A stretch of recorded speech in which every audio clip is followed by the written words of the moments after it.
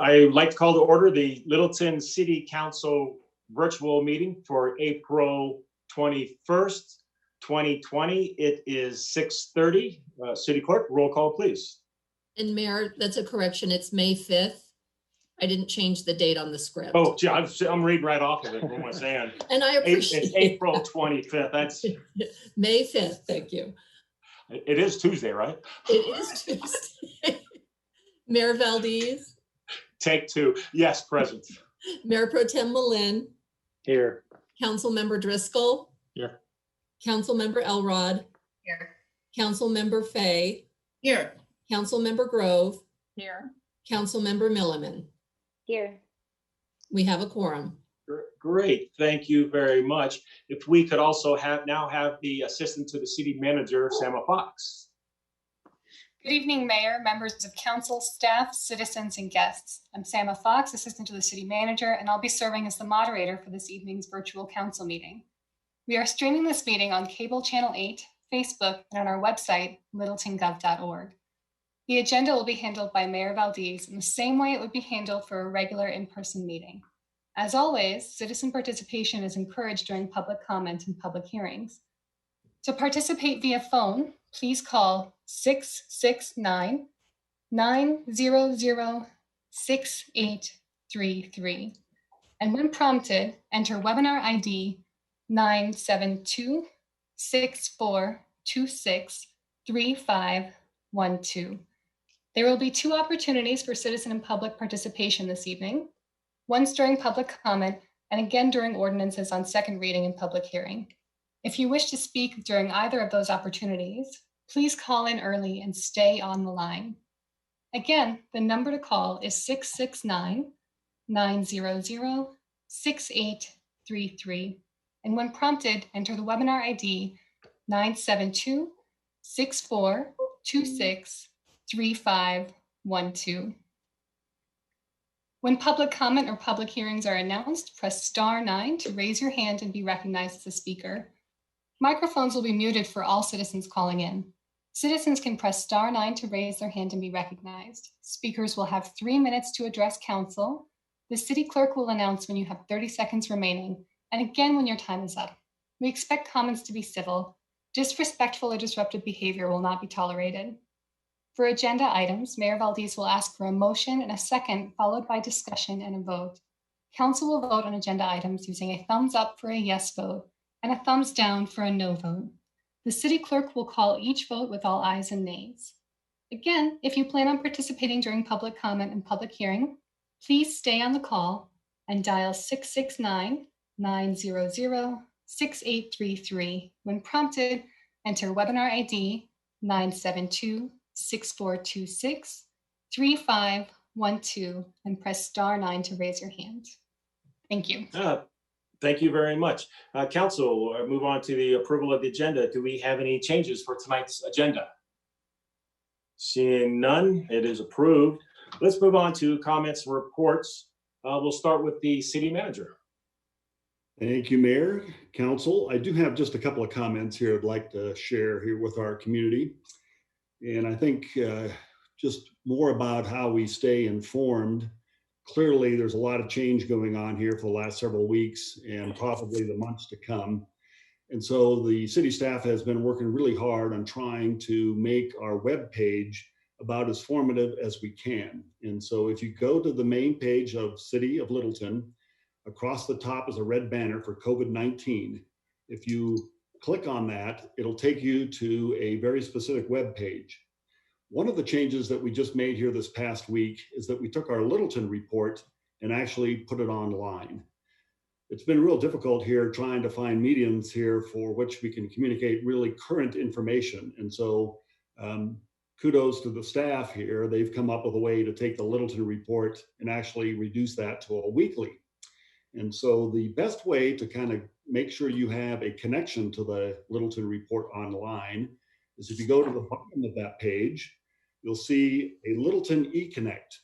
And we already have well over 1,000 people connected here through eConnect, but I am really recommending that people sign up for this as probably the best way to stay current here, especially over the next several months. Also on this webpage, we've been trying to update the information here from Tri-County Health, of course, the state and our governor. We've been putting up some documents here specifically for our businesses so that they have more information available on how they can get open here. The Tri-County Health Department order expires here on May 8th or after May 8th. And so we've been ramping up the communication here with our businesses and helping them to be prepared for that. So that is my report here this evening, Council, and just encouraging people to look to our webpage. Thank you. Great. City Attorney. Yeah, just real briefly to kind of piggyback off what Mark said. On a call with Tri-County Health, it's their intent not to extend their orders. And so effective midnight or 12:01 a.m. on May 9th, we will be under CDPHE or the state's guidelines. That's all I have for tonight. Great, thank you very much. And just to be clear, it is May 5th, 2020. Okay, as I was looking at this. We'll start with City Council. Let's start tonight. Let's go to Council Member Fay, and then we'll go to Council Member Grove, Milliman. Then we'll go to Elrod Driscoll. And if we can start with Fay, please. Okay, I would like to report on homelessness isolation shelter. Colorado received funding approval from FEMA to provide shelter in hotels, motels, and dormitories for people who need to be isolated because of COVID, but don't have a home to isolate in. And reasons for isolation would be the same as for any of the rest of us, and that's having tested COVID positive or been exposed or be at risk for something like age or other risk factors. That's it. Great, thank you very much, Council Member Grove. Thanks, Jerry. Well, last Thursday and Friday, Scott and I interviewed candidates for the Next Gen group for 2020. And these are individuals between 16 and 36 years old, if you remember. And we were planning on promoting this to the high schools and to ACC. Unfortunately, COVID got in the way. Nevertheless, we got some great candidates, and mainly in their 20s and 30s, very enthusiastic. And the process is today they received their award letters inviting them to join the committee. And we'll have our first meeting later this month, May 28th. It'll be a Zoom meeting, of course. And that'll be the opportunity for the new committee members to meet, to get to know each other, discuss the work plan and any updates they want to make to it, how they give feedback to City Council, and any ideas that they have. What the group discussed earlier this year, before we went on our hiatus, was they wanted to provide feedback to City Council a couple different ways. They're suggesting when appropriate to do a snapshot or an email of us. Another way to do it would be to get on the agenda if there's any availability verbally. So that's a couple ways that they want to provide feedback for us. And they may have some new ideas with the new group members. Earlier this year, I think I mentioned that we got a list of topics, and mainly from Jerry and Scott, about what we'd like to see them work on. And some of the things include envision, specifically the land use code, the land use and the code, sustainability, how we can be a greener city, mobility, specifically scooters, maybe there's something they want to talk about in terms of COVID. There may be other issues that come up, so if you have anything of interest, please let me know, and then I can talk to them about it, and then we can come back to the list that we all agree on, so we know where we're going with this group. So that's all on Next Gen. Very excited to get going on that. The other thing is HPB and Planning Commission are meeting, having a joint meeting next week to talk about the code and design guidelines. And based on the Planning Commission meeting last week, it was very interesting. They really got down in the weeds, and we see some of the results of their labor, as you can see in the meeting agenda tonight. And that's it. Great, thank you very much. And Mayor Pro Tem said that you guys had some excellent candidates that you interviewed. We did. We were just, it's going to be a great group this year. Very enthusiastic, very diverse. And so, yeah, it'll be wonderful. Yeah, great. Councilmember Millman. Thanks, Jerry. So I have a couple of updates for you. Last week I met on a Zoom call with Debbie Shackelford. She's a representative with a group called Colorado Helps, and HELPS stands for Healthcare Experiential Learning Pathways to Success. So a little history on this group. The state of Colorado received a $12 million grant from the U.S. Department of Labor. And this grant is going to be run through a partnership between the Colorado Department of Higher Education and the Colorado Community College System.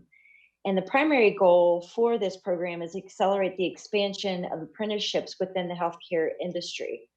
And this grant program will transform how healthcare providers recruit any number of types of jobs, whether it's medical assistants, surgical techs, pharmacy assistants, et cetera, or techs. So for this apprenticeship, the students will receive a living wage, it's earned to learn, college credit, and a pathway into a growing industry.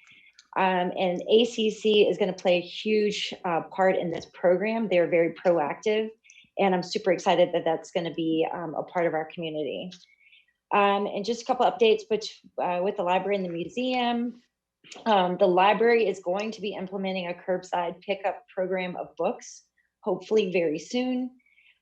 There's other local libraries that are going to be starting this fairly soon. So we're in line with those, with our neighboring libraries. And you can visit the library's website through the City of Littleton's website for a list of ongoing programs that can be accessed online. And then the One Card program, which is going to start this fall, this is a partnership between BMIS and LPS, and it's going to allow students to access library resources and educational databases. And it's particularly helpful for students that go to schools within our district that don't have libraries. And the museum, the Best of Show, starts May 21st. There's also several virtual programs going on, such as Littleton Prompt and quote unquote, So You Think You Know the Museum.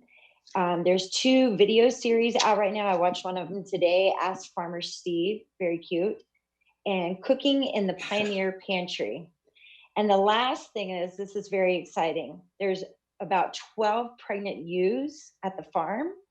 And the beginning of June, they're expected to have 20 to 25 new baby lambs. Oh. So I'm hoping there's a lamb cam. I'm pushing for a lamb cam. Virtual. A virtual lamb cam, yeah. And that's it. Any word on the piglets coming along? I didn't hear anything about the piglets. I just heard about the lambs. The lambs and piglets are a big hit every year. Mm-hmm. All right, council member at large. All right. Thank you very much, Kelly. Thank you, Jerry. I have a couple of updates. I actually attended a conference call today. It was sponsored by CML, and it was on local government economic impact and response. There's been a big push in a survey statewide, both to municipalities and businesses, to gather insights of how they have been reacting and how they are proactively working to get back on track. Some interesting observations that came out of that when asked how governments are supporting local businesses when asked to the government. The top 4 was waiving late fees and penalties, marketing support and communication, webinars and education, and relief funds and grants to businesses. So in line with a lot of what we're doing. When asking businesses, what can government do to help you? And number 1 was grants and financial support. 2 was information. 3 was loosening bans, regulations, flexibility, and how they work. And 4 was marketing. So, at least our top 4 from either direction are aligned. Recovery. When asked on recovery, over 2/3 of the businesses do feel that within 6 months they will be back on track. So that was very encouraging to hear that. What's next from the government and municipalities as it relates to potentially grants and funding is a much more sustainable and what they're calling sophisticated model, where Looks like she froze up on us. Corinne, I don't know if you can hear us, but you froze up. We can't hear you. Let's come back to her in just a minute. If we could hear from Mayor Pro Tem Millen. Millen. Sorry. Yeah, no problem. If the city manager could help me out with the details of this, I just wanted to report that our business grant program is closed. Money to those businesses should be mailed, check mailed, beginning this Friday. And my understanding is that those businesses will be notified no later than end of the day tomorrow if they've received funding. I have had a preview of the list, and I'm very excited. A lot of businesses I care a lot about are on that list. So I hope the money helps. Excellent. All right. Anything else? Okay. All right. Looks like we'll be waiting to hear from Councilmember Elrod here again. I have a couple items. It's my understanding that our boards and commissions were planning on when they're going to convene for the first time for many of the new members.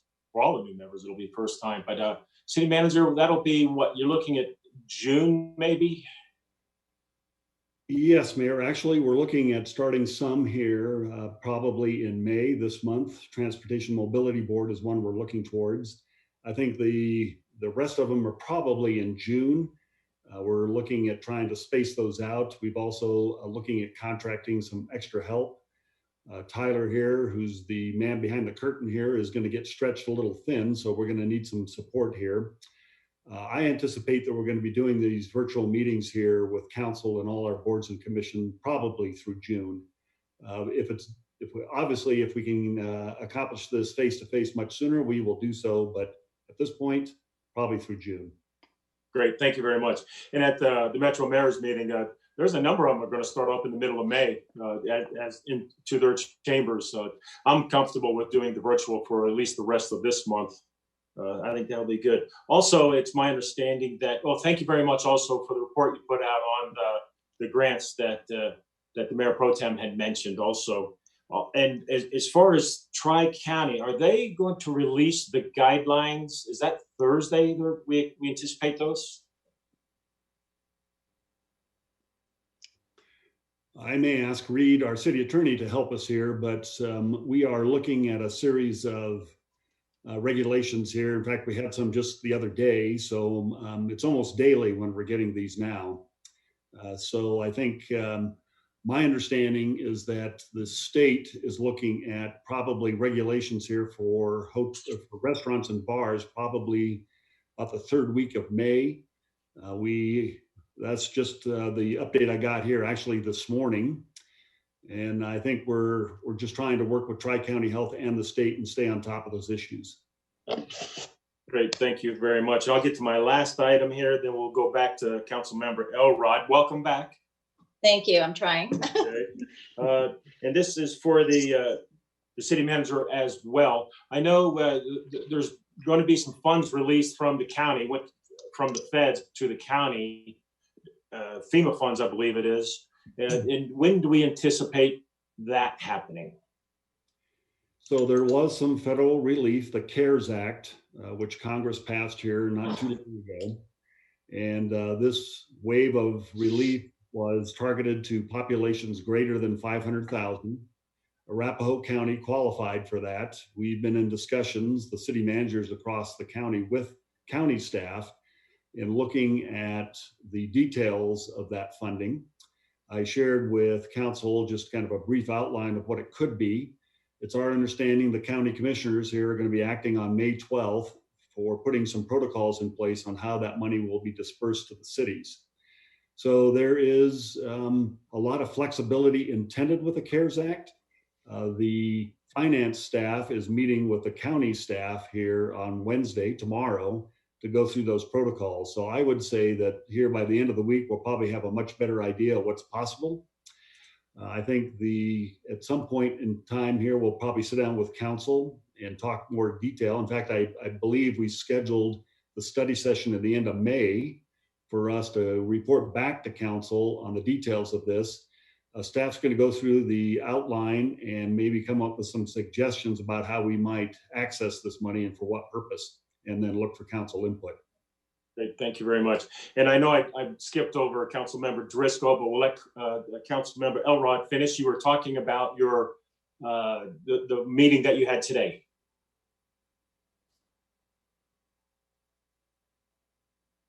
There we go.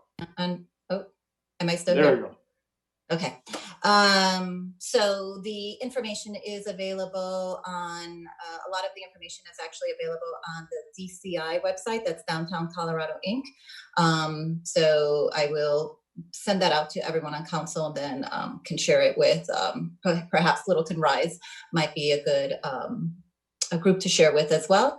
I too have been attending the Tri-County Health Department calls, and a lot of the focus of the conversation was about, as Reed stated, making sure we're getting ready to open up on the 8th. The other conversation that we had at those Tri-County calls was about businesses and this idea of how to have open markets, how to use parking lots or streets. So they are looking into that. That is something both I know that we are interested in, as well as Englewood. So we're trying to stay aligned with Englewood for communication's sake. And then Tri-County Health Department has a great website with a lot of the statistics. I know that Arapahoe County is the second largest number of cases, but it's important to look at the city of Littleton. We are actually faring quite well. We have less than 5 cases per 1,000. We're one of the lowest cities in all of Arapahoe County as far as cases. So we're doing really great here in Littleton. What else do I have to share that I can't remember? Littleton Arts and Culture Commission and Fine Arts Board. Fine Arts Board, so they do have a winner of the Best in Show for Eye of the Camera. So that was announced, and I think it was called Sunset, and I don't have my notes now to say exactly. So congratulations on that. And Littleton Arts and Culture Commission, while they are not meeting, there is information that's being shared just of what's going on out there. 2 things in particular I want to share. During COVID-19, there have been 2 highlights of how arts and the trails and activity around the arts, while in a safe environment, has contributed both to a quality of life factor as well as an economic driver in Colorado Springs. In fact, they just did a safe art walk, and it was a $1,000 grant to the art district, and it generated $20,000 in sales for the local businesses. So just really good proof points and business cases that we are sharing amongst the group. Great. Thank you. Anything else? That's it. Nope. Okay. Thank you. All right, Councilmember Driscoll. Sorry, I skipped you. No problem. Thank you, Jerry. I just wanted to report that I've been busy meeting with Littleton Business Chamber, Littleton Merchants, and a lot of individual owners of businesses throughout District 1. And just want to let people know, we're well aware of getting the bars and restaurants going again as quickly as possible. We're obviously having to work with Tri-County and the state on making that happen. So you have a friend on council that wants to make that happen sooner than later. So if you have any questions or comments after this meeting, by all means, send me an email and I'll be happy to reply. That's all. Great. Thank you very much. All right, we're going to move on to citizens' appearances, of which we have none. Jerry, So if I could chime in just real quick, sorry, as far as council reports, I just want to mention that Littleton Rise met for the first time. Their website is up, and if the city manager could just give some quick details about the URL or where that website can be found. There's a lot of useful information and recordings of the meetings. I'd be happy to. Yeah, we had our first meeting last week, and I would say it was a pretty robust conversation. I thought that there was a lot of, from my perspective, a lot of great community support that people shared, that individual businesses were receiving, just trying to stay open, and that was pretty encouraging from my perspective. Clearly, one of the messages I heard was that our businesses are struggling, trying to understand and stay on top of the regulations. And so I do see the city having a role here to kind of help with that process and do everything we can here to help not just the RISE group, but clearly all our businesses across the community stay well informed and get ready for these openings. So we do have a web page on the Go to Littleton, 2 as in the number 2. And if you go there, you'll see that we've prepared a web page. We've actually recorded the first RISE meeting, so you can watch that. We've put kind of the outline or the charter of this group. We put even some notes up here that Sam Fox here was able to capture here as part of the first conversation, so that people have a pretty good idea of what people were talking through and suggesting. Our next meeting is scheduled here for a week from today in the afternoon. And so we're going to be putting an agenda together. I hope that we are able to address a lot of the questions here that our businesses were asking here the first time around. We obviously have a lot more information to share about Tri-County Health and the state as we kind of work through this issue. So again, RISE is a task force kind of focused on the purpose here of helping us recover and to innovate here and to find new ways for our businesses to get back open and to survive and to thrive. And so I'm really looking forward to it. I think the input that we got in participation was just excellent. Great. And Mark, how many email messages will our economic department be sending out in regards to the information coming out of RISE? Well, let's see. That's a good question, Mayor. I think if I remember correctly, Economic Development has an email list that's well over, I want to say a couple thousand, but forgive me, I can't remember offhand, but it is. But it's thereabouts, though. Yeah, it's a pretty in-depth list here. And we're also using social media here as another way to make sure that we connect. So clearly our businesses are looking for multiple ways here to connect, and we're doing our best with that. And as the city manager and city attorney digest this stuff coming out of Tri-County, you're sharing that with that email distribution list as well? Absolutely. Great. Thank you very much. All right. I'm going to get back to public comments since we have no citizen appearances. If we could have the assistant to the city manager just read us the process. Thank you. If you wish to address the city council under public comment, please call 669-900-6833. And when prompted, enter the webinar ID 972-6426-3512. Press star 9 to be recognized. Citizen microphones will be automatically muted until a citizen is called upon to speak by the last 3 digits of their phone numbers. Please state your name and district or address clearly for the record. And a reminder, the clerk will notify you when you have 30 seconds remaining, and again when your time is up. Public comment is an opportunity to express opinions or ask questions regarding issues that are not part of public hearings on tonight's agenda. Each speaker will be limited to 3 minutes. The city clerk will notify you when you have 30 seconds remaining, and again when your time is up. The city council is not authorized by the Colorado Opens Meetings Law to discuss, comment, or take action at the meeting on any issue raised by public comment that is not part of tonight's agenda. The mayor may refer the matter to the city manager and/or city attorney for immediate comment after public comment, or to staff to obtain additional information and report back to council as appropriate. We expect comments to be civil. Disrespectful or disruptive behavior will not be tolerated. Mayor, we currently have callers on the line. We don't have any in the queue. So I just want to take a pause in case anyone is calling in and remind anyone who's listening in on the line, please press star 9 to raise your hand. All right, we have our first person who is ready to begin speaking. Caller with the 303 area code with the last 3 digits of 819. You have been unmuted. Please state your name and address or council district for the record. You may begin speaking. Hi, everyone. My name is Pam Chadbourne, and I live a block and a half from City Center in District 1. I wanted to thank all of you, staff and decision makers and everyone for all the work you've done during this difficult time. It's hard to adjust so quickly, and I think it sure seems like we're doing a good job, and you folks are trying to support everyone as much as you can. So thank you for that. That said, you know I've got concerns about citizen participation, and that's what I'll talk about. This agenda tonight is horrendously full.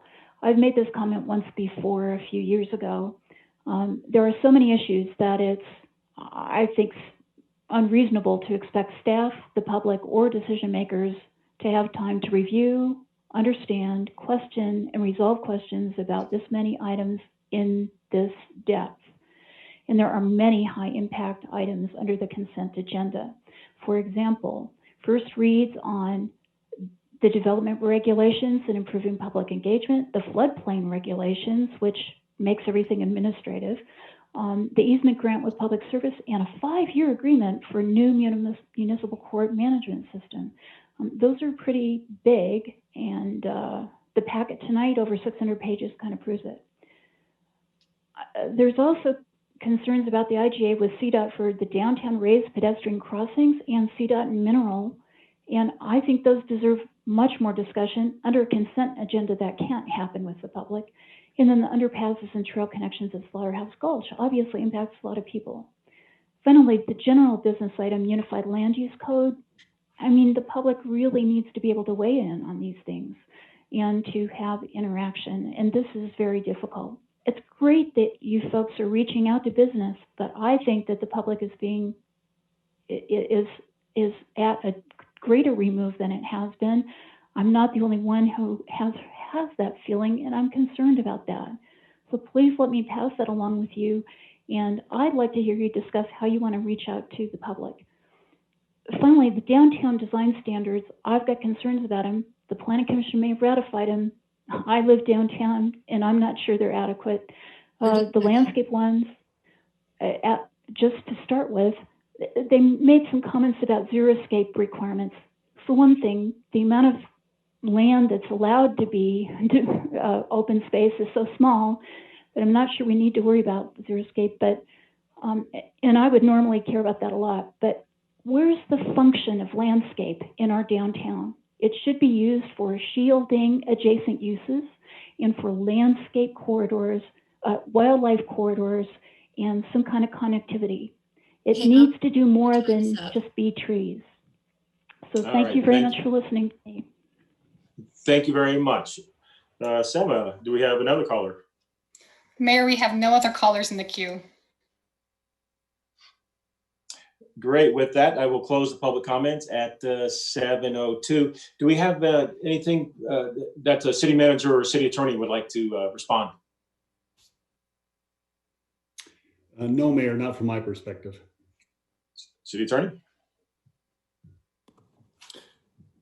Yeah, I would just say that many of the items that Ms. Chadbourne is commenting on are just on first reading, and so there'll be an opportunity on some of those ordinances for a public hearing on those.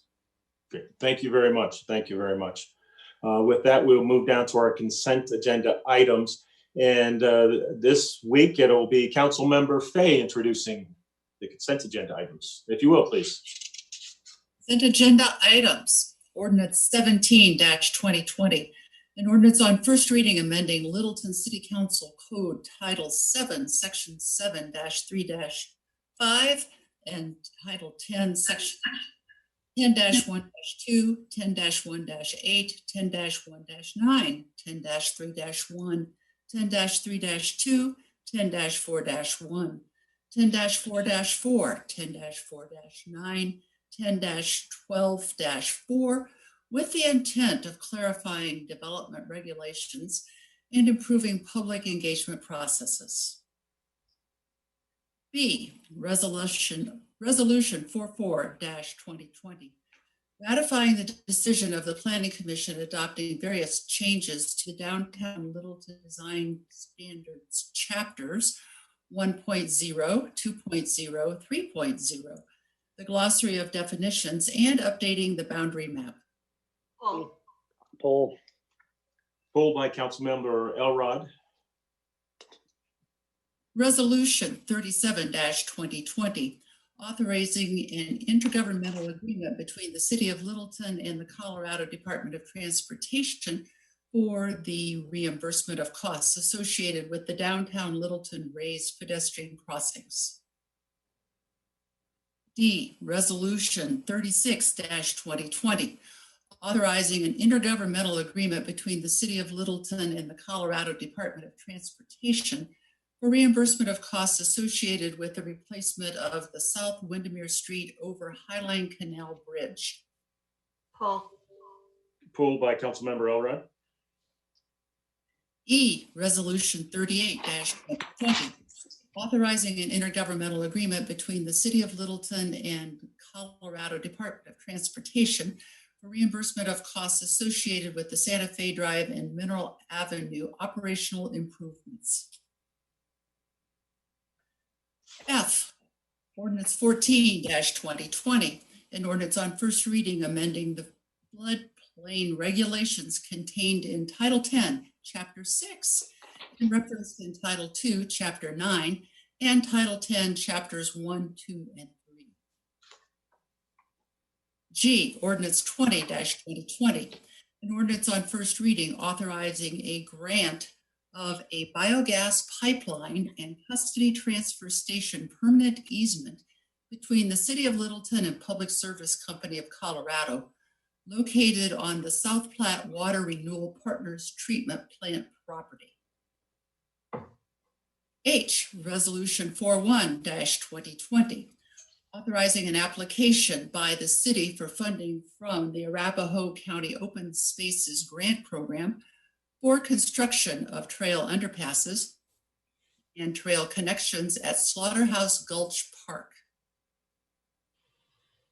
I, Resolution 39-2039-2020, authorizing an application by the city for funding from the Arapahoe County Open Spaces Grant Program for the planning and design of improvement to the Serpici property adjacent to Reynolds Landing Park and the South Platte River.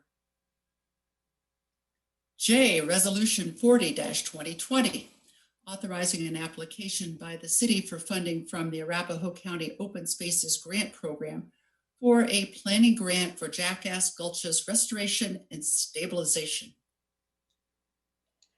K, Ordinance 21-2020, an ordinance on first reading approving a 5-year agreement with Tyler Technologies for a new municipal court management system.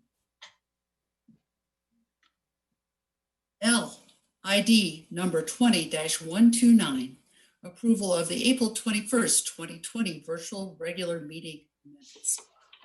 That is all. Great, thank you very much. Council, I'm looking for a motion.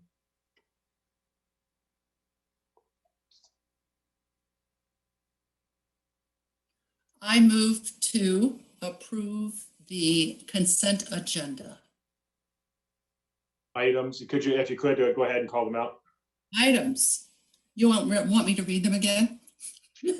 No, I think just A, so on. I'm kidding. Items A, B, E, F, G, H, I, J, K, and L. All right, so you did leave out B, and you did leave out D. I left out B and D. Okay, good, thank you very much. Now we need a second. Second. Second. Okay, we have Mayor Pro Tem was the second on that. Council, thumbs up will be a vote to approve, thumbs down, a vote no. Please have your thumb up easy enough so that city clerk can see it. Vote, please. The vote is 7 in favor. The motion carries unanimously. Great, thank you, city clerk. All right, we can go back to resolution 44-2020, Council Member Elrod. Thank you. This is on the downtown design standards. Shoot, hold on. Okay, so here we go. So I just have a comment on this. There is a lot to consider in this particular item. And one item in particular is the 512 roof pitch. That one, you know, it's a very attractive and very adaptable pitch. And we did hear from our architects on the planning board, et cetera. So I'm okay with that. One of the things I do have some concern, or I think want to put out some caution, and as we continue through our design phase, 2 things that I want us to consider here. When we become a little bit overly directed, we may have some unintended consequences. One thing that our downtown is not, nor do we want it to be, is for it to become too a homogeneous neighborhood of cookie cutter that comes from us being, again, overly directive on design. I think we lose the architectural creativity and diversity that can come from that, which makes our downtown interesting. The other concern with that is it's not clear to what degree rooftops are allowable under that particular scenario. So I do ask staff, again, at a future phase where it's appropriate, to consider where rooftops come into play. I think that is a huge asset. The market does look for it, and the northwest neighborhood of downtown is the perfect place for that kind of design. So while I hold simply to share my caution on what we have here, I also am looking for staff to please take some of these considerations in future opportunities as we dig a little bit deeper into design elements. Great, thank you. Mayor Pro Tem, did you want to make a comment? Yeah, thanks. The comment I'd make about resolution 44-2020 is this, that you know, while I'm mindful that this addresses, you know, this is phase one, right? It addresses a limited geographic area. To me, the conversation about open space, at least to this point, seems like a bit of an afterthought. And I just want to encourage council and staff and the community to beef that conversation up quite a bit. A lot of communities before us have learned that their land use code is a critical tool for doing environmentally useful work and work regarding sustainability. This is a tremendous opportunity for our community to have that conversation. And you know, I certainly want our conversation about open space, not just in the downtown, but all over the city, to include topics like Xeriscape, like food production, like regional native plantings, like, as Ms. Chadbourne noted, wildlife corridors, et cetera. This is too big an opportunity for us to not have that conversation. I agree. Any other council members would like to make a comment? Mr. Driscoll. Yes, yeah, I agree with what Scott and Karina are both saying. I would ask that we take this to a study session and discuss more. I know there's a lot of comments and concerns, and this is a big topic. So I would be in favor of taking this to a study session. And if I could just make one comment on that, then we'll go to Councilmember Grove. Since this is a little different, where they're looking for us to ratify it. So what we would do is we would not ratify it. We would send it back to planning commissioners, how that would go, because this one's a little different process on this particular item. So, and there is time for us to discuss this, depending on what we agree to later. We may have another 150 days even to get this better. And I absolutely agree with the Mayor Pro Tem about the open space stuff. Councilmember Grove. Well, in listening to the Planning Commission and the thought they put into this, one of the things they found is in the sub areas that we were looking at, there was quite a variety of roof pitch. And what they were trying to do with their amendment is to provide some options for somebody that is developing a new property to have various pitches of roof. And it doesn't preclude a third story. You just have to be a little bit more creative. But what it does is it makes a roof more dominant and gets rid of the boxy kinds of buildings we've been seeing go in downtown, where the roof is an afterthought. This makes it a little bit more predominant. So it's a design element, but they did want to not dictate one level, but the two different levels to provide a developer some different options, so we don't get too much the same throughout and make it look, it won't look as good. So those are just some thoughts as we're going through the discussion. Thank you. Council Member Milton. And I would just like to remind maybe city staff of something that's of concern to me is the downtown area is a mixed-use area. It's an urban area. We need people. We need diverse housing in the downtown area. And I hope that we can keep that in mind as we're going forward with the codes and with these design elements.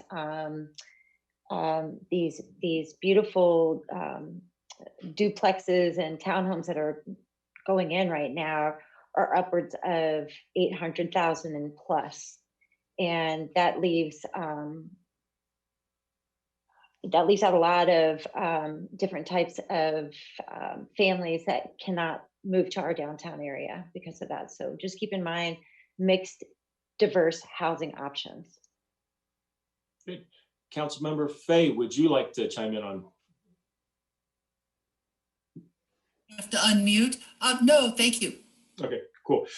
Yes, and great comments. I think the open space one is very important too. I think on the roof pitches, there is a variety of them down there. There's, you got the open gable, box gables, you got the domers, you got the hips, different types of hips down there too. There's so many different roofs down there, and it would be a shame if it became just a cookie cutter rooftops down there. So it's really nice when you go down there and see that. And in regards to the affordable housing, there is affordable housing building down there on right off of Main Street that is a subsidized building too. And then we also have the one over, it's on Nevada, I believe, is also a tax credit property where rents are generally lower. So we do have some affordable housing down there. So it is a little bit mixed, maybe not enough what some people would like, but there is some great housing down there and housing options for some, but it is incredibly expensive on this new stuff. That is for sure. Council or city manager, did you need to comment on anything before we go into a motion? Yeah, I just want to, this is a little bit unusual here, and I may have the city attorney kind of help me out with this, but the resolution that we have here is for council to ratify the decision that was actually made by the planning commission. So it is now actually the law of the land here, so to speak, after the planning commission action. And so this is just a little bit different here. So maybe Reed, do you have anything else that you would like to add to that? No, you're exactly right, Mark. Essentially what council is being asked to do is to ratify this. So you can either approve what planning commission decided in terms of their design standard changes, you can deny those, or you can essentially remand it back to them with whatever comments you want them to continue to look at. But ratification, technically within our city code, this particular item didn't need to come to city council. We've made a history of bringing those design standard changes that happen to city council for their ratification, i.e. to give them a legal effect if indeed it was perceived that planning commission did not have the authority to do so. Within our city code, it certainly gives planning commission the responsibility of adopting design standards. So this is really more of a formality tonight.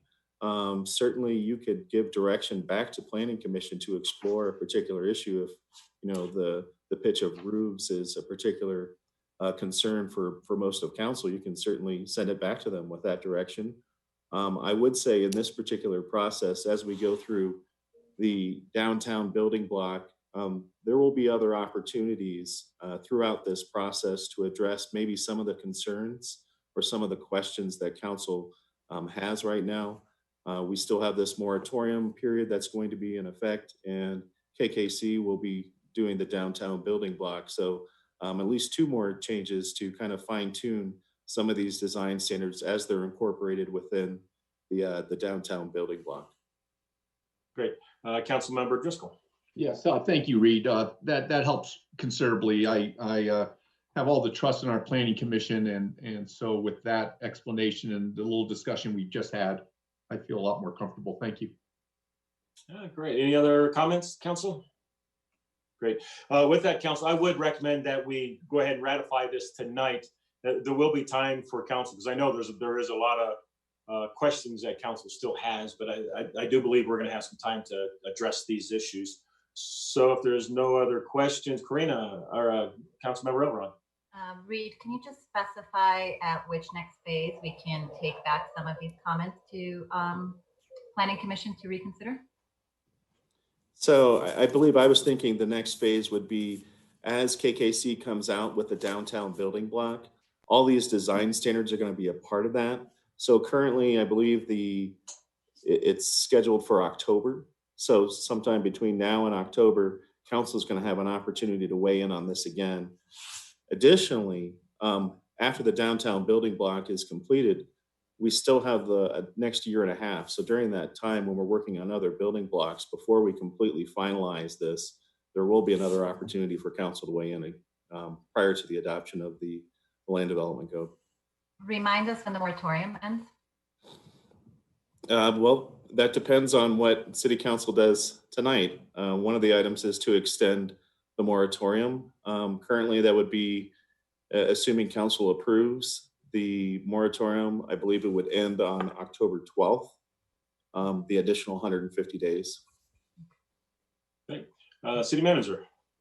Yeah, just a quick comment here. Later in the agenda, Kathleen Osher from the city manager's office is going to provide council a briefing on the ULUC. So the question about when's the next opportunity here would be a very appropriate question here for Kathleen to respond to. Great, thank you very much. Council, no other questions. If we could get a motion. I'll give a motion, Jerry.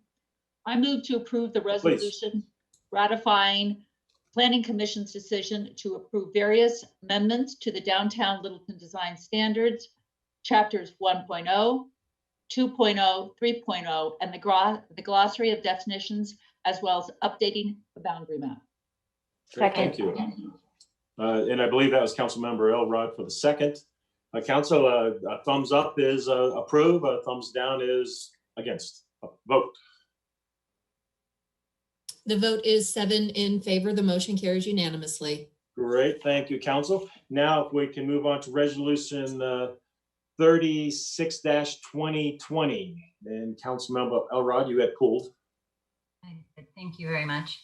So this one, I had some concerns about. This is the first time that we are hearing about this project. And further, my concern is this is a very expensive in the sense our contribution from the city is over $900,000. While it is very, the incentive that some of these costs will be shared by CDOT, I would ask that we take this to a study session so that we can get a bigger context around the nature of this particular project and why it is necessary for us to approve immediately. I think $900,000 when we think about our maintenance budget, which is about the $3 million that we are moving from the general fund, that takes a big chunk out of that. We have a lot of maintenance that's going on our roads, et cetera. A couple of things that came out in the memo was that while the rating was 49.7, and when it falls under 50, it is subject to this evaluation. It was also stated that the risk was not imminent. So I'd like to understand that a little bit more. The second reasoning in the memo was functionally deficient, but the functionally deficient was based on a future state of that particular corridor or section of our roads. And this is an area that's near my neighborhood. I run along that way, I ride my bike, I drive that way. It is very much a country road. I think at least that section of Windermere, and I think people like that, appreciate it. It's a real treasure. So I'd like to understand more, even some of the design that is going into play for this particular project. So I just ask that we take it to a study session. Mayor Pro Tem. Yeah, I completely agree with Councilmember Elrod's concerns about this. I think council's had too little lead time to consider what essentially amounts to almost $1 million expenditure. I think that we need more information. We need more deliberation, and I would agree that this ought to go to a study session. I wouldn't support it as as presented tonight. Yeah, thank you. Any other council members? City manager.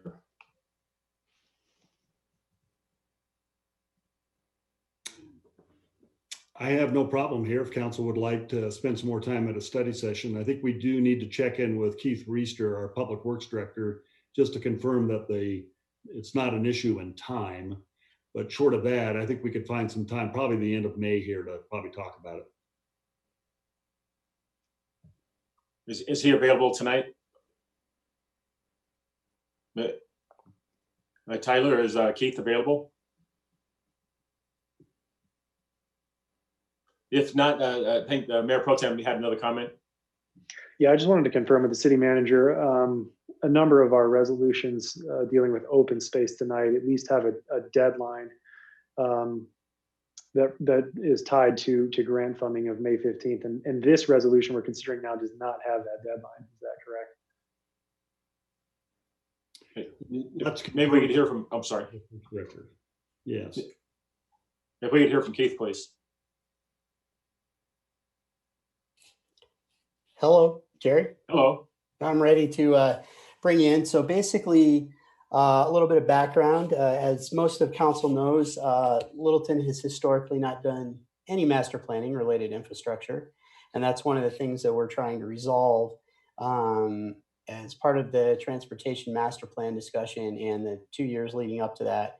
We've highlighted the fact that we don't have a bridge master plan. And we have, a number of bridges in the city, and we're lucky that most of the long span bridges are managed by other folks, but we have a few that aren't.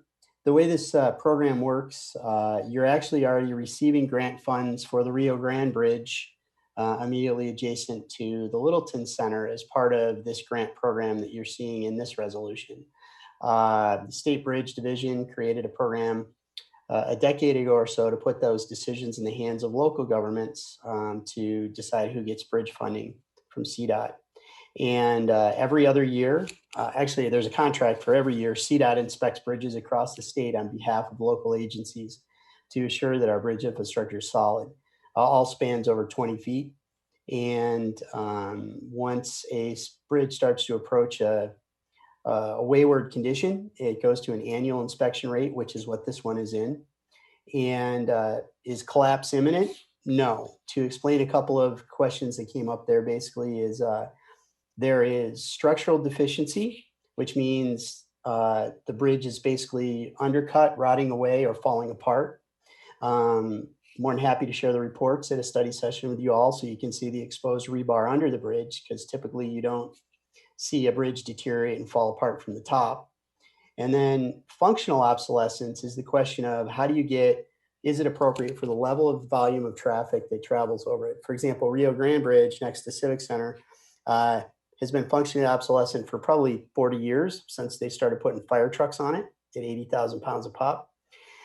In this particular case, the question that Councilor Elrod asked is, yes, we're in absolute agreement that would be considered a country road section. We have a lot of those in the city. But it's also imperative that as we look at the future of those roads, that when someone wants to run down those roads, for example, as mentioned, that the likelihood of them getting hit by a car or a bicyclist being hit by a car is taken into account. And several of the roads that are like that don't represent that. So as we look to improve, as you can see in the transportation master plan, this particular corridor, we wouldn't go out there and build a giant section that involves all those projects involve community engagement and doing that. But the one thing we don't want to do is build a bridge that precludes those options in the future, because that's an even far more expensive prospect. So we can certainly bring this to a study session. More than happy to. This will also underpin the fact that we don't have a bridge master plan. We're trying to get there, but we only have so much time and resources. So we'll be happy to come and chat with council about that. Great. Before we get to Mayor Pro Tem, Councilmember Driscoll. Yes, Keith, would you share, and maybe Mark, this might be on you, and I don't see Ash or who am I looking for here? Tiffany, the finances behind this. Do we have money already set aside for this project Where's the money coming from? Can you talk a little bit about that? I can take that one if you'd like. Basically, all of these are in a long-term master plan, and the funding, the match funding for this would come out of typical maintenance funds, out of the 3.1 million plus highway user tax fund, which is another, 1.4 a year. As long as people continue to drive, we'll be okay. But right now we question that. So, it comes out of that sequencing of funding. And part of our responsibility as the staff in working with council and our finance department and city leadership is to identify what that looks like over not just 5 and 10 years, but 20 years. Because when the stuff that we build today, probably not my successor, but the successor after that will still be dealing with. And that's the reality of infrastructure. So at this point in time, yeah, funding is planned for the local match on this. If no one else is ready to speak, then we have Mayor Pro Tem again. Yeah, well, one of the things that would help me in this study session is information not just on this bridge, but on other bridges that we have maintenance obligations for that may also need replaced or rehabilitated, so that we can make a list of priorities, prioritize projects, prioritize funding. All right. If there's no other comments, council, I'm looking for a motion. I'll make a motion. All right. I make a motion to move Resolution 36-2020, resolution authorizing an intergovernmental agreement between the City of Littleton and CDOT for reimbursement of costs associated with the replacement of the South Windmore Street over Highline Canal Bridge to a study session at the discretion of the city manager. Second. All right, Council Member Millman was the second. Council, if you're ready to vote and approve, a thumbs up will be to approve going into a study session. A thumbs down is against. So if you're ready to vote, let's vote. All right. The vote is 7 in favor. The motion carries unanimously. Great. Thank you very much, Council. All right. I guess we can go down into, that's all of those. We can go down into our general business now. Right on the agenda. Okay, so we have general business, that's 7A, ID number 20-128, the Unified Land Use Code briefing. City Manager.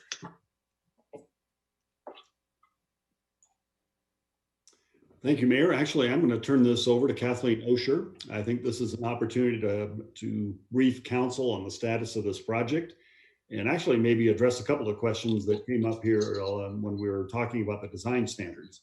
So Kathleen, I'm going to turn it over to you.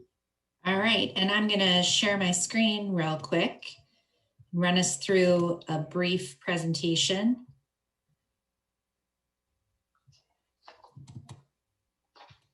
That doesn't want to seem to work.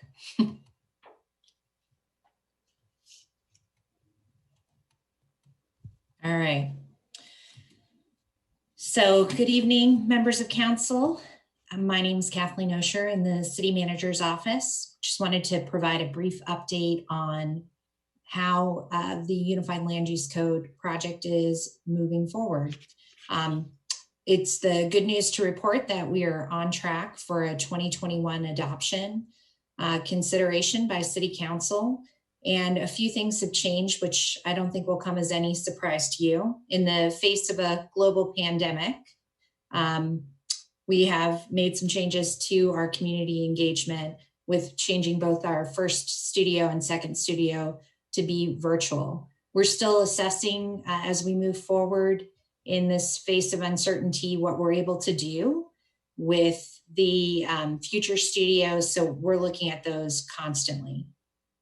The other two changes that I would note is that council amended the KKC scope to make additional amendments on our existing city code and downtown design standards to consider adoption 1 year in advance of the ULUC in October. And this is what we refer to as phase 2 of amending the city's existing code.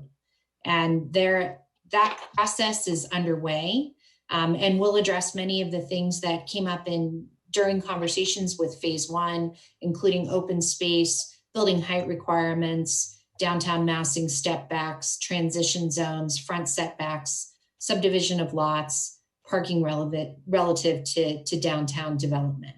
So those are the changes that have been since we began the project back in February.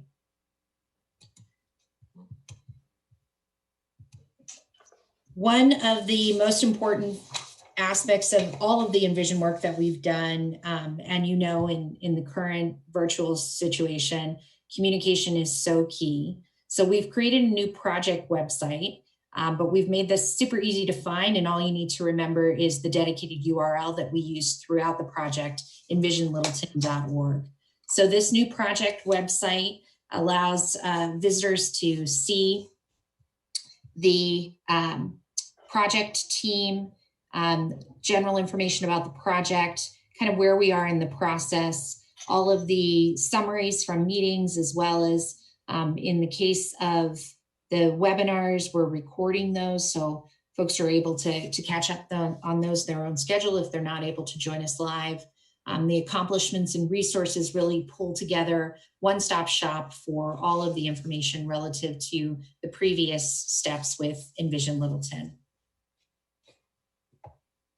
As I mentioned, we're on track, and May 19th will mark the transition for your discussion and guidance on phase 2 of amending our existing city code. KKC will be with us virtually to begin that transition. The dates that I would call out from this schedule include the discussion on the 19th of May, as well as a discussion we're anticipating on the 16th of June.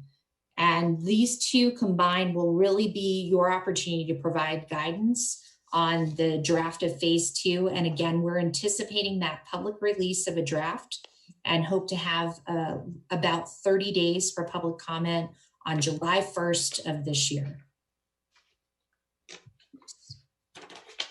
Go back one, I think. All right, so our first Envision studio, again, was a virtual studio that we held on March 23rd. And we've really, throughout this entire process over the last couple of years, you know, getting input and stimulating the dialogue about the next 20 years of the city has been a top priority for us. In spite of our current challenges to gather together, we've learned some pretty vital information from participants in our first Envision studio held as a webinar on the 23rd of March. What we did learn along the way is how important considering context is. Designs that are compatible with traditional development patterns are definitely preferred. Lower intensity development is also a preference. Development with more open space, especially in the front, we're finding people see as appropriate. This may occur as a front yard, a plaza, or other landscape areas. The pedestrian-oriented street edge is important. Storefronts that activate the street and porches that link residences to the neighborhoods are a preference. Lower scale buildings are a preference.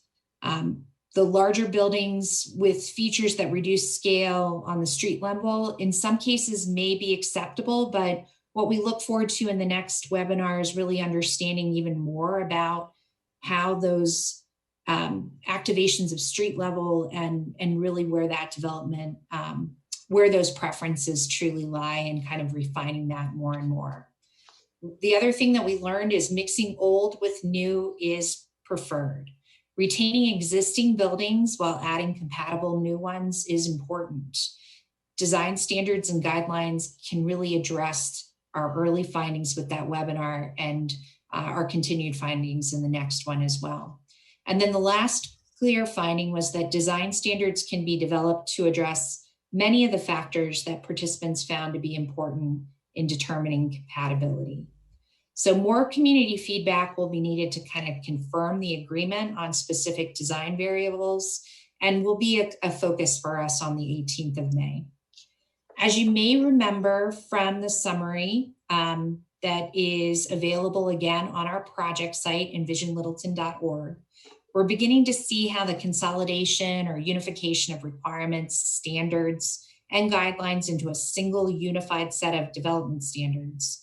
We're also starting to see how downtown is kind of dividing into these 4 character areas, which include neighborhood, Main Street, mixed use, and transition. Our next studio is again scheduled on May 18th, and the registration information is available on envisionlittleton.org.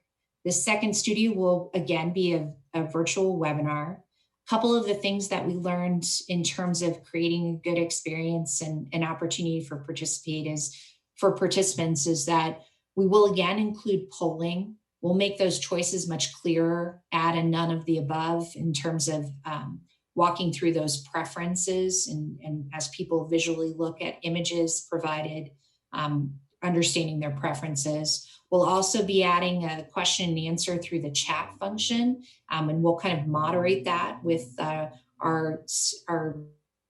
presenters, both Brett Keast and Nori Winter. And then we're looking to add a lot of 3D visuals, but seeing those in context and using a 3D map of downtown. I think what you'll also see as part of this next vision is that you'll start to see smaller scale buildings. You'll start to see that the menu of building types are scaled and placed on lots in context with surrounding area and surrounding context, AKA this idea of character and more refinement of that and more definition around that. In many cases, what was shown in the previous webinar is what's allowed. So it'll be important to understand if the public feels existing conditions are okay, or where middle scenarios from the previous webinar and even these received sort of mixed reviews and where we need to continue to add that level of refinement. So our next steps, again, we're on time, we're on budget with this project, and our next steps include a briefing on May 19th. It'll include a recap of sorts with that May 18th Envision Studio number 2 being the night before. I think that deeper analysis we'll continue to see in the weeks subsequent to that webinar. We also anticipate to bring you a series of policy questions that we hope lead to a very robust discussion. We'll have a 3D model of downtown, again, providing that context. And then come middle of June, we'll have sort of analysis of the combined studios and other input. We'll have a series of scenarios for you to think through, as well as kind of deem the project viability with the use of an economic model. I imagine that you'll also see additional policy questions and that preparation for releasing the draft code to the public again on July 1st. So with that, I'd be happy to answer any questions.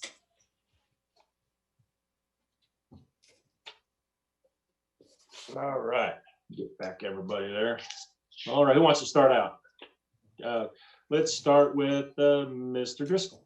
Yeah, Kathleen, would you remind the public on how we're going to notify everybody of this meeting on the May 18th meeting? Yeah, so we've created a pretty robust following and email list. So that notification went out a few weeks ago, and then we continue to promote on our social media. It was also included in our new online newsletter.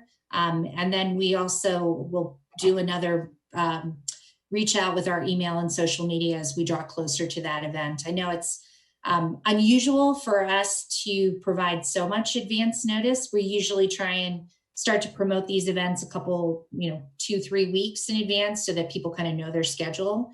So this notice going out a little earlier, I would say that it's kind of trickled in a little bit. We have about just shy of 60 people already registered for the webinar, but we have plenty of room. So again, that registration's available at envisionlittleton.org. All right, Council Member Elrod. Thank you for asking that question, Pat. So a follow-up to that, Kathleen, so you mentioned that you already have a following and you have a list of people that you're emailing. Are we also able to use the eConnect email list, given that this is a form of Littleton news? Yes. And are we also going to utilize, again, what a huge list we have from economic development to reach our business partners as well? Will we intend to use that as well? Yes, so the eConnect has been part of that. They would have received that just last Friday. And then the economic development team has been sharing those with their monthly newsletter, which should go out, I think, this week. And so that it's been a great partnership in terms of our departments working together to get that out as broadly as possible.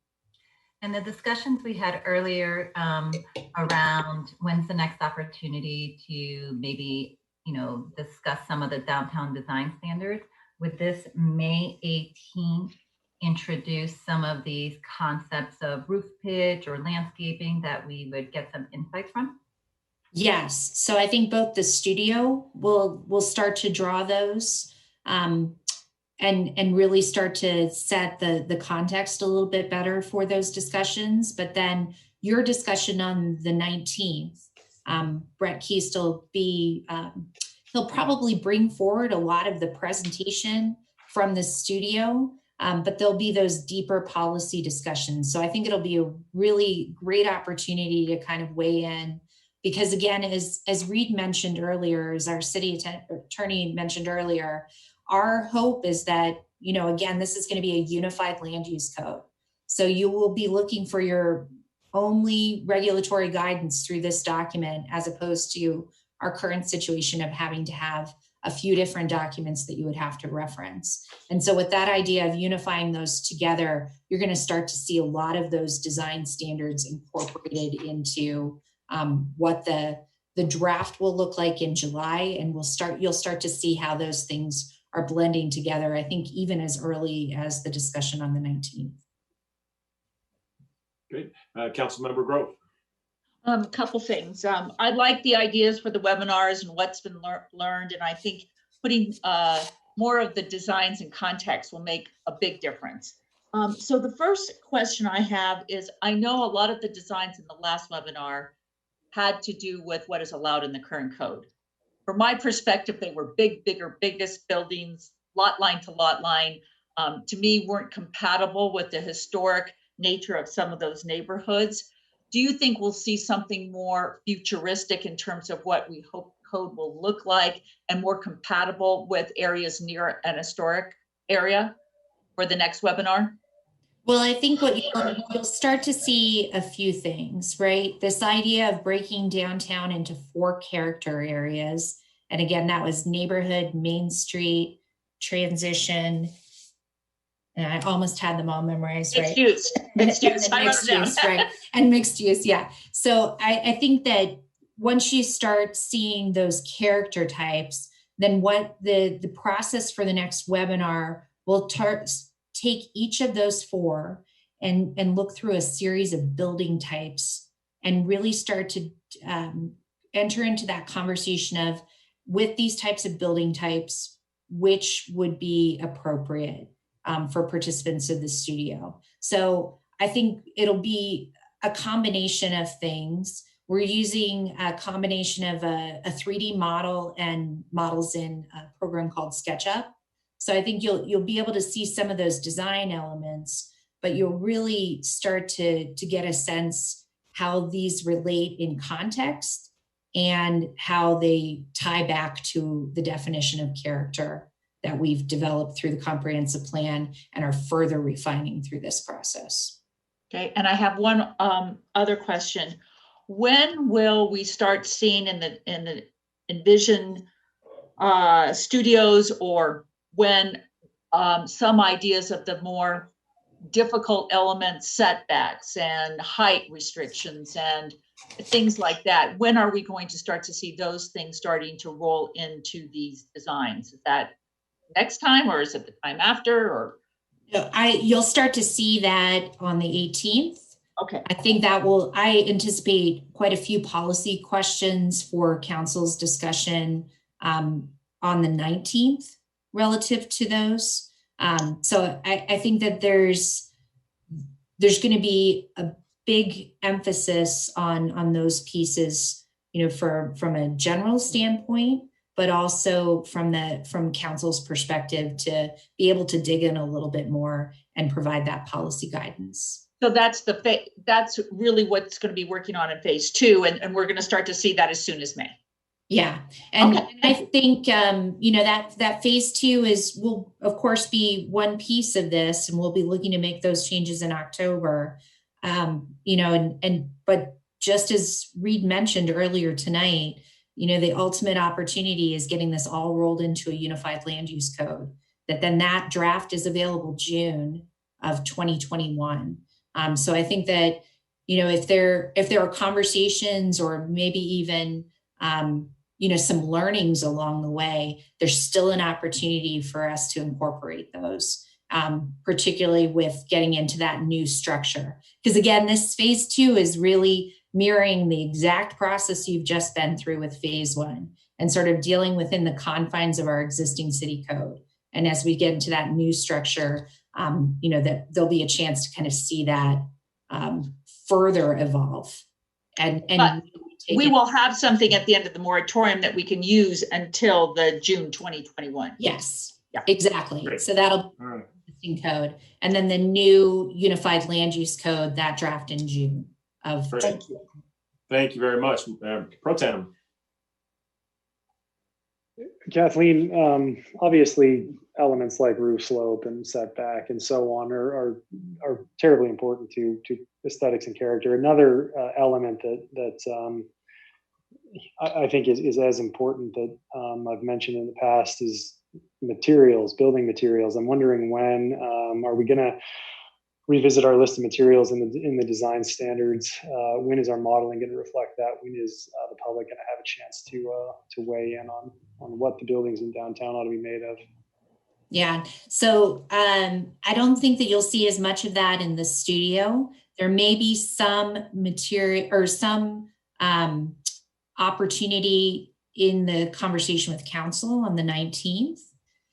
But that is really what we're looking to address in phase 2. And I anticipate a more robust conversation around that for the June 16th conversation. So, and we had originally had that on the tentative schedule as sort of a briefing, but we just made the transition to move that to a study session directly following your June 16th council meeting. So I think that format provides a much better opportunity for you as a council to discuss and have, that interaction with Candid Keys. Will Planning Commission have a chance to discuss it before we do? Specifically the materials question.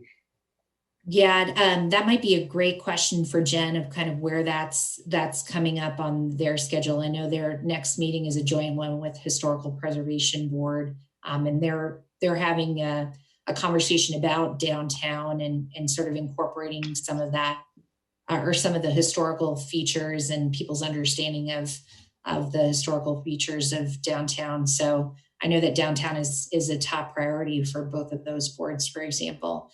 Jen, do you have a date certain of when that may come up on Planning Commission's tentative calendar? So we're going to aim to do a Planning Commission study session on where we are with the phase 2 after the Envision Studio. So I would anticipate that most likely being their first meeting in June. Does that answer your question, Scott? Yeah, as part of that phase 2 discussion, would they be addressing materials? Among many other items, yes. Okay. Yeah, that does. Thank you, Jennifer. Great, thank you. Any other council members? All right, City Manager? Want to wrap it up for us on this one item? Thank you, Mayor. Yeah, I just want to thank Kathleen and Jennifer, certainly all the staff of the Planning Department. Council knows we've been working hard trying to keep this project rolling in the midst of this pandemic, so I do appreciate your patience. So far, I'm pretty pleased and appreciate all the feedback from council. So with that, Mayor, I think we're done here with that topic. Great, thank you. Thank you very much. We'll move on to our next item, which is, let's see, we're going down into ordinances on second reading and public hearings. If we could hear from the assistant to the city manager, if you could give us the process again. Thank you, Mayor. Citizens wishing to speak during any of the public hearings tonight should please call 669-900-6833. And when prompted, enter the webinar ID 972-6426-3512. Press *9 to raise your hand and be recognized. After the staff presentation, you will be recognized by the last 3 digits of your phone numbers. Speakers will then have 3 minutes to address council on the public hearing topic. Mayor? Thank you very much. All right, I am going to take on the first 4, which are items A, B, C, and D. We're going to, we'll have staff presentation on each one. I'll read them in just a second here, and then we will discuss them as all 4 together as a council, and then we will vote on them individually. All right, so the first one is item 8, Ordinance 12-2020, an ordinance on second reading amending multiple sections of Title 6 of the Littleton Municipal Code pertaining to police regulations. 8B, Ordinance 07-2020, an ordinance on second reading amending Title 1 Administrative Regulations of the Littleton Municipal Code. Item 8C, Ordinance 08-2020, an ordinance on second reading amending Title 3, Chapter 14 of the Littleton Municipal Code pertaining to adult entertainment establishments. Item 8D, Ordinance 13-2020, an ordinance on second reading amending Title 9, Chapter 1, Section 1 and 12 of the Littleton Municipal Code pertaining to model traffic code and traffic violations. Just to remind council, we did have a study session on this back in February, and we actually had the first reading at the beginning of March. So it's been about 2 months since we've actually heard from these. So if we're ready for a staff presentation from our city manager, please. Or city attorney. Thank you. Thank you, Mayor Bellies. Thanks for waiting. How polite of you. Well, good evening, Mayor and City Council. Tonight's presentation is going to focus on the aforementioned 4 ordinance changes. And as also mentioned, on February 18th, we presented the proposed changes in a study session to City Council at that time. Got some feedback from you all. So let me see if I can share my screen here. I am not trained in PowerPoint, so if I screw it all up, then apologies in advance. So I also have Ashley Augustine from my office, who is very instrumental in making these changes come into fruition. But the purpose of the code changes is not only does council have a continuing goal to update certain sections of our code, but the purpose is really designed to stay in alignment with state law. Every year there are changes in the law. Every year there are new cases that come out that provide direction, that provide changes to our ordinances. So best practices is to go through and continue to make continuing changes to our city code language. A lot of what you'll see are pretty, let's say, minor amendments, but for the most part, it cleans up and modifies a lot of the inconsistencies within our various municipal codes. So there are a total of 58 changes that are being made, and they go across 4 different titles within our city code. It says administrative business regulations, police regulations, and traffic regulations. So when we think of our criminal code, we like to think of just the police regulations, but there are a lot of other sections within different titles that do affect our municipal code in terms of criminal law. So of those 58 changes that are being made, 36 of those changes are specifically designed to more closely align with state law. Some of the highlights of those 36 sections that are being changed are making the maximum jail sentence is now 364 days as opposed to 365 days. So throughout our code, there's lots of references to 365 days, but that changed last year, so we need to make that more consistent. The theft amount went up We raised the maximum threshold on theft from $1,000 to $2,000 to stay consistent with state law. We repealed a lot of different references that were listed in our own criminal codes that referenced state statutes that had changed or had been moved or recodified and renumbered. And so a lot of it was just minor changes to that. One of the changes that we did make was including an immunity clause for a lot of alcohol and drug violations. The meaning behind that is, state law, we did not want to have to discourage people from calling for help in the case of an overdose or someone who had, consumed too much alcohol.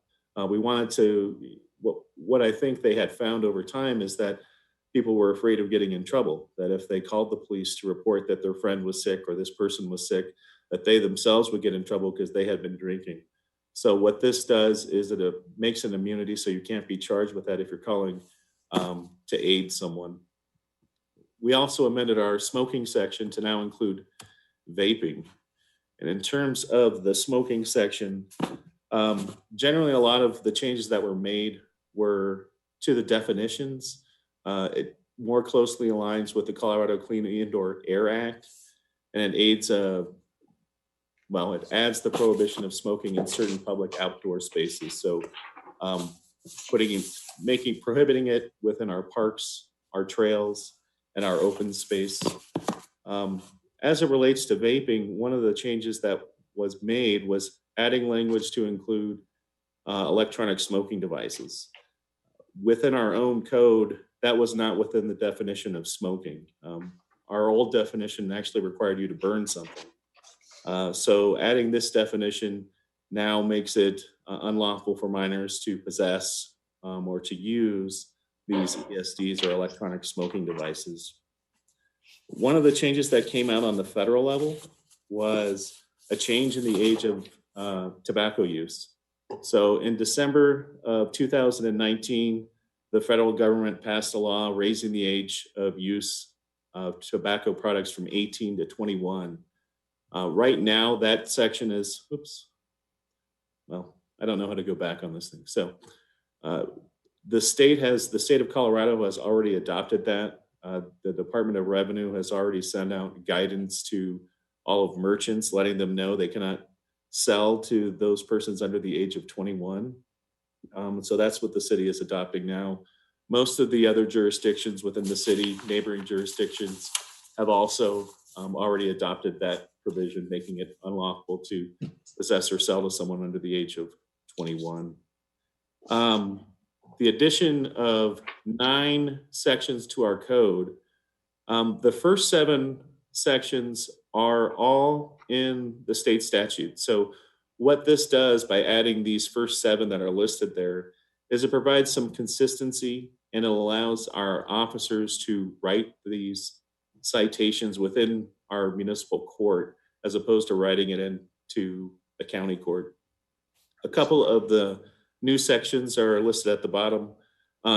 Picking up after your dog. For whatever reason, Littleton has not had an ordinance on the books that required owners to pick up after their animals. So we did add a section for removal of dog waste. We also added a section for making it unlawful for the improper use of 911. What we don't want to do is to discourage people from calling 911 if they believe that there is an emergency, even if they're mistaken that it's an emergency. What we want to prohibit is the intentional harassment or misuse of 911 when those resources could be put in other areas. We repealed a couple sections within the code. One was loitering. And loitering was being removed from our code as this is a type of ordinance that has been found to be unconstitutional and a violation of an individual's First Amendment rights or a right to assemble. A lot of case law has come out in the past few years making this unconstitutional, so we figured we would just go ahead and remove that section now. We still have ways, and police still have the authority to contact individuals and find out what it is that they're up to, they can certainly contact someone, but technically it's not illegal to sit in the park all day. So the other section we repealed was synthetic cocaine.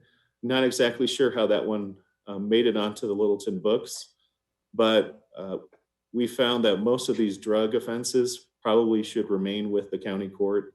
A lot of the drug courts and a lot of the sentences that are given for certain drug violations require kind of specific counseling, drug counseling, drug rehab counseling. And so figured it was probably best just to leave the drug type offenses within the county court system. Lastly, well, I think 2 more slides, but we did a lot of cleanup, simplifying and clarifying. We updated some outdated language. We removed some unnecessary language as we went through this. We kind of clarified some issues in the court process and some of the terms within that. A couple of the sections that we did change were surcharges. And the purpose of a surcharge is not to raise revenue. It's to offset the cost of providing the service. So one of the items that council had adopted several years ago was an electronic citation surcharge. What that was a cost to help defray the cost, was a fee that was designed to help defray the cost of using these software or these electronic ticketing software. And while that's done a good job and a fair job at offsetting some of those costs, one of the costs that hasn't been offset is the court's costs. So within the actual municipal court, as council has already seen, at least on first reading tonight, we have proposed a new court software platform. And one of the benefits of that platform will be it will network far more appropriately with our e-ticketing devices that our police officers are using. And so the purpose of raising this fee will be to offset some of the costs of that software and to offset some of the costs that the court is experiencing. To that end, the other surcharge that was changed was raising the court fee from 10% of what it's currently set at to 15% or $25, whichever is more. And that puts us more in line with kind of an average of what we've seen throughout the Denver metro area as it relates to court fees. And again, it's specifically designed to defray the continuing costs of the court. And I think that's it. If you have any questions, I'm happy to answer any questions. And I think Ashley's online and can certainly provide answers as well.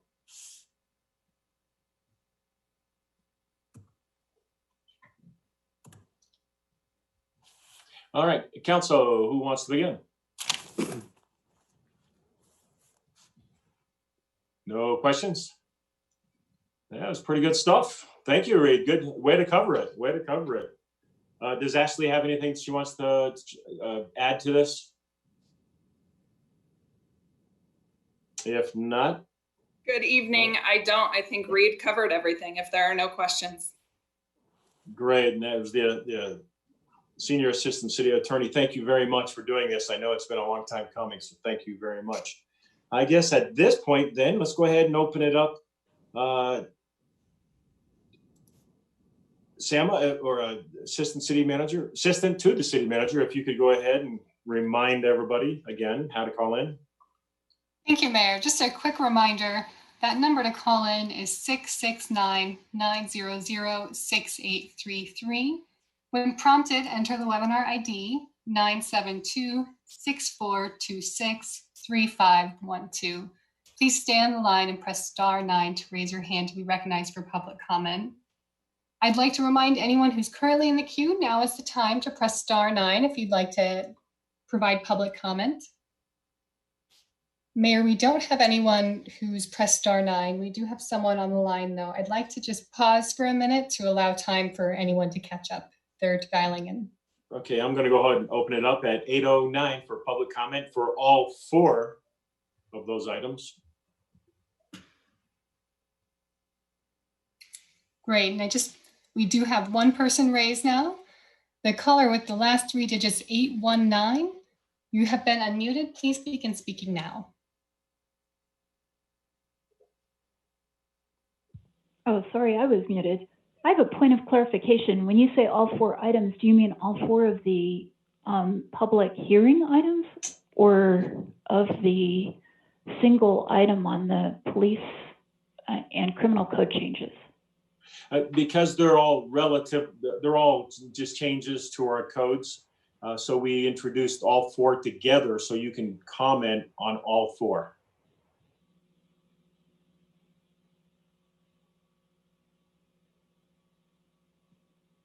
Okay, and this doesn't include the other ordinances, right? We still have ordinance that's on the agenda is 8E. So right now we're talking about A, B, D, and C. All right, do you have any comments? What about E? I'm sorry, ordinance 19. Okay, we'll be getting to that one. Right now we're just doing with A, B, C, and D.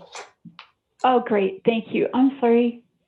No, please go on. I just didn't understand. Thanks very much. Okay, that's cool.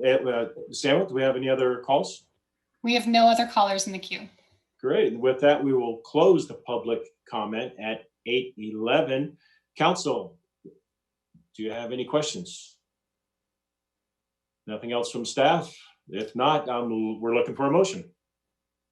Thank you, Mayor. Mayor? I'll make a motion. Do you want me to make a motion for each one individually or? Yeah, we're gonna take them on one by one. I'm sorry. Yes, one by one.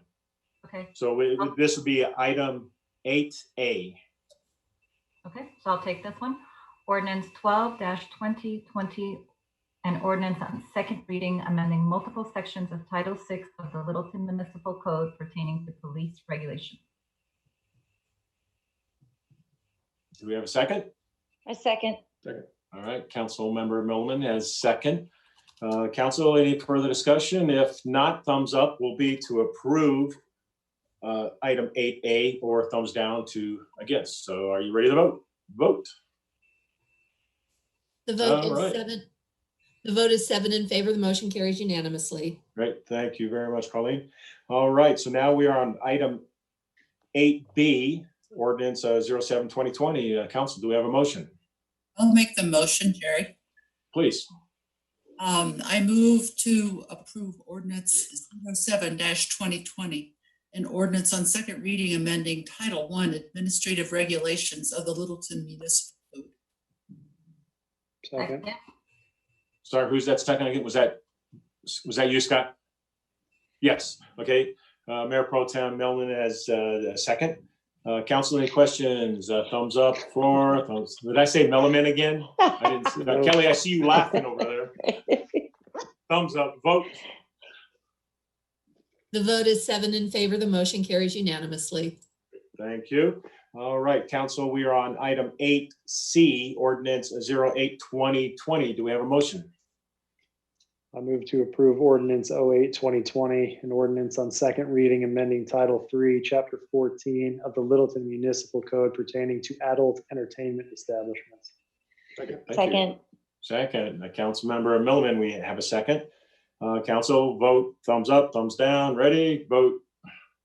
The vote is 7 in favor. The motion carries unanimously. Thank you. We are now item number 8D, ordinance 13-2020. Council, do we have a motion? I'll take this one, Jerry. Thank I you. move to approve the ordinance 13-2020 on second reading, amending Title IX, Chapter 1, Sections 1 and 12 of the Littleton Municipal Code.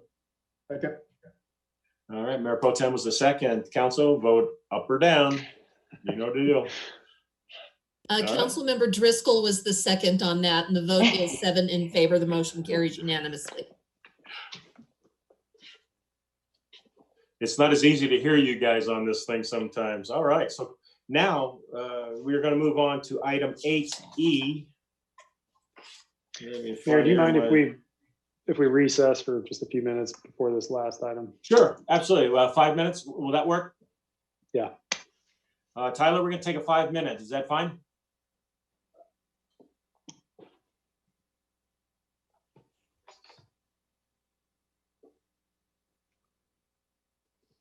Yes, that's fine. Okay, great, thank you.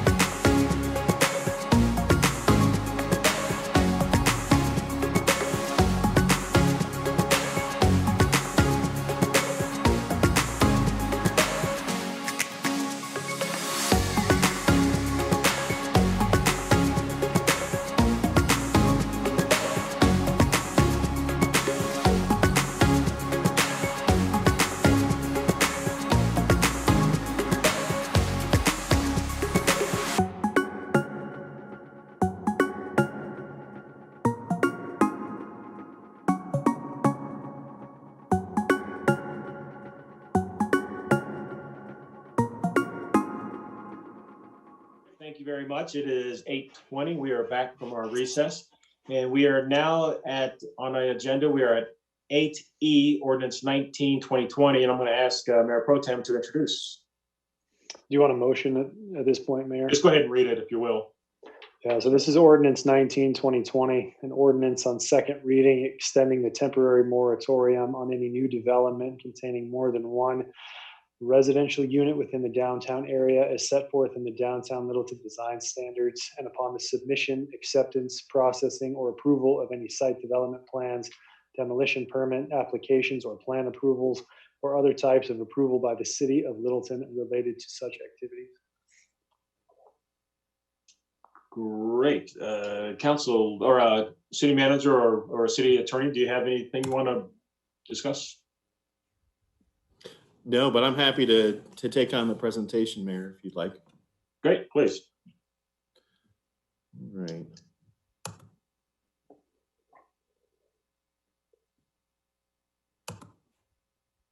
So I also have Jennifer Henninger on this as well to provide any updates to this one. I think a lot of it kind of piggybacks on what Ms. Osher already talked about regarding the need for an extension of the temporary moratorium. So back on February 4th, the city adopted a temporary 90-day moratorium, and the purpose was to help kind of protect the character and a lot of the changes that we were seeing within the downtown Littleton area. So many of those changes and those development applications that had come in over the last few years were specific to multifamily. And as that character changed, staff felt and council decided that we needed to put a pause on that while we tried to address some of these issues. So what this particular ordinance will do was it will extend the temporary moratorium on multifamily or anything over single residential for an additional 150 days. And when we first adopted the 90-day, staff had anticipated and tried to address some of the issues as it relates to the design standards, as it relates to code changes and operational standard changes. But I think it became pretty apparent pretty quickly on that some of those major issues as it relates to how character is defined, I know Councilmember Grove had brought up the idea or, massing and things like that, those big questions. And there needs to be more of a public process in making those decisions. It can't just be, staff making certain city code changes. So additionally, KKC came on board, and what they were able to do was place the downtown area first on their building block. Typically, their approach is to be more linear from start to finish. And with this, staff was able to get KKC to kind of change it up a little bit to focus primarily on the downtown Littleton area where most of the change was being experienced or observed. And so this is the downtown boundaries. These are in the Downtown Littleton Design Standards, which set forth where this moratorium is for this specific area. So as I mentioned, it's a 150-day moratorium. I won't go through the long ordinance title that Mayor Pro Tem read, but essentially it's going to prohibit the filing of any new applications on any new development in excess of one unit in that downtown Littleton area. And the purpose of which, as we've stated a number of times, is to avoid that loss of character that we've already seen happening within the downtown Littleton area, to put a pause on that, to allow for KKC to have that downtown building block come out. And so we're hopeful that within 150 days, KKC will have that to us in October, and we can let this moratorium end then. So I will turn it over to Jennifer if she has anything to add, or if council has any specific questions as it relates to this extension of the moratorium. I do not have anything to add. Great job, Reed. But it looks like Councilmember Driscoll might have a question. All right, council, let's start with, who's up there? We'll start with Mr. Driscoll again. Yes. How did staff decide on 150 days? 150 days gets us through our anticipated adoption date of the downtown block, or our phase 2. So we would have the new regulations in place prior to the expiration of this new 150-day extension. And remind me, please, Jennifer, how many applications do we currently have in process that are being affected by this moratorium? The ones that are in process that would not be affected by this moratorium, I believe, is 7.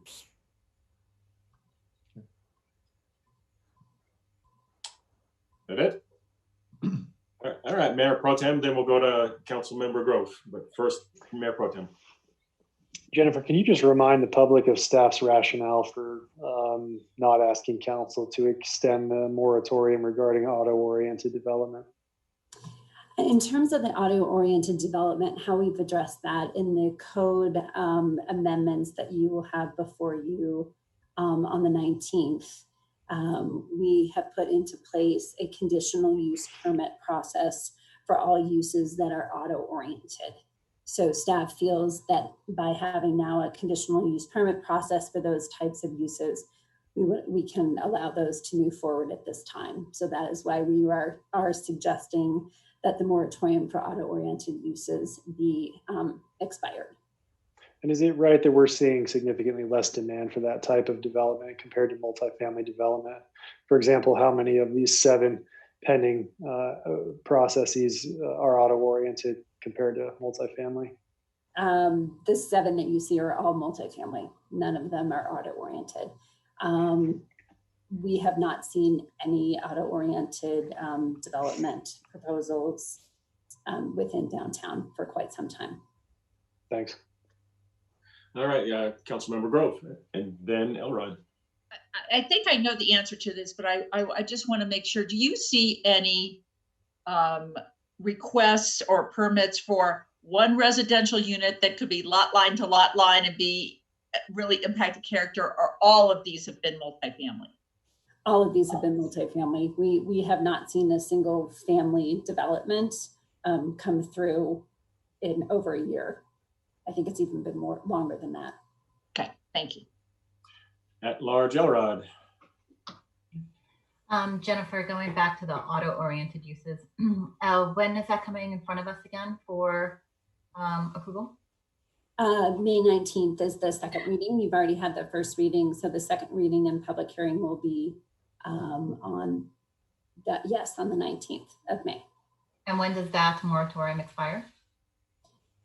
Reed, correct me if I'm wrong, but I think that expires sometime this week, but would fall under pending ordinance. Okay, so Reed, can you answer that? I'm sorry, the question is, when is our current 90-day temporary ending? I believe it is May 12th. So what? My concern is we do have a window between, if I understand correctly, we have a window between May 12th and May 19th. Did we lose Reed? Reed, can you still hear us? Okay. I'm here. You froze.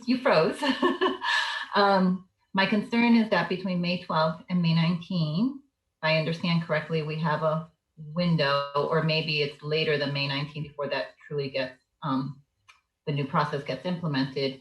And auto-oriented uses, when you think about curbside and how curbside pickup and kind of the new way we're doing business downtown now, I'm afraid some applications might come in between that time frame. Okay, so there is a theory called the pending ordinance doctrine, and what that means is when we have something coming before council, and particularly as it relates to a land use change, we can effectively deny anything that came in that was going to be coming before council anyways. So I wouldn't be concerned about that. Thank you. Great. Any other council members? All right, with that, I will open up the public comments at 8:30. City Assistant City Manager, if you could give us the numbers. Thank you, Mayor. I want to remind everyone in the queue to please press *9 at this time if you'd like to speak on Ordinance 19-2020, item 8E. Mayor, I'm just going to allow a minute. Oh, there we go. We've got our first caller. Caller with the last 3 digits of 819. You have been unmuted. Please begin speaking. Hi, this is Pam Chadbourne again. I'm in District 1 and I live downtown. This is really important to me, and I hope that you pass the extra 150 days of the moratorium. Downtown has changed a lot already. I'm concerned that we have not addressed the system level questions, and that a lot of what we've seen so far are at an extremely detailed level. What I want to know is what downtown is going to look and feel like, and how we achieve those system results, those overall results. Not whether there's one house with a mansard roof, but whether we create that character of gracefulness and quaintness and charm, or we maintain that, and how do we do that as we densify and add housing. I'm not seeing that in the proposed project steps, and council, well, you are individuals who can give input on this. The city attorney said we've got to have more public input on this, and honestly, these little studios are not adequate. So I'm very concerned about the future of downtown. I'm not seeing us taking the steps that get us to the right system questions and system solutions. And I'm very concerned. So at least I hope you will pass this 150-day moratorium. Thanks. Great. Thank you, caller. All right, Sam, do we have any other calls? Mayor, we have no other calls on the line. All right, I will close the public comment at 8:32. Council, any other questions? If not, how about a motion? I move to approve the ordinance on second reading, extending the temporary moratorium on any new development containing more than one residential unit within the downtown area as set forth in the downtown Littleton design standards. Second. All right, Councilmember Elrod was the second. Okay, council, thumbs up is to extend, thumbs down to not extend. Ready to vote? Vote. The vote is 6 in favor with Councilmember Driscoll voting no. The motion carries.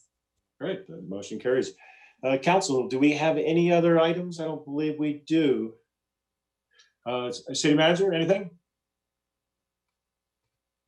Well, with that then. Oh, I do have one thing. I just want to remind everybody that we do have our next meeting it is May 12th, and that's a study session. And then our next regular meeting will be on May 19th. We also have a study session that same night. So we have two of them, 2 meetings that night. And then do pay attention to your tentative council schedule, because there were things that were canceled. So now we're adding a lot of stuff now that we have some openings. So do pay attention to those calendars.